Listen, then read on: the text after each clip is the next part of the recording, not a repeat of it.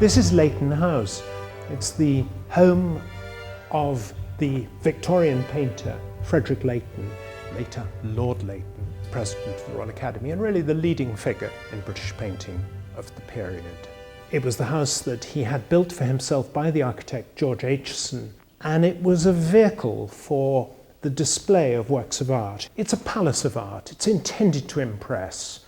Leighton was unusual in the context of British painters, Victorian artists, because so much of his upbringing had been in Europe. He was raised in a cosmopolitan culture. He was multilingual, and his training as an artist was in the art schools of Europe. Even by the mid-1860s, he was accumulating works by French artists. In this room, the drawing room, Leighton had the 4 Times of Day by Corot, which he bought from a dealer. They'd previously belonged to Degas, the French landscape artist, and Leighton was really proud to have them. These are 4 copies of the original paintings by Corot.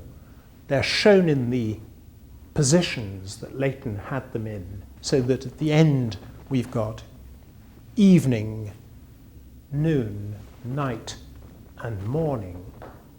That's the sequence they're shown in.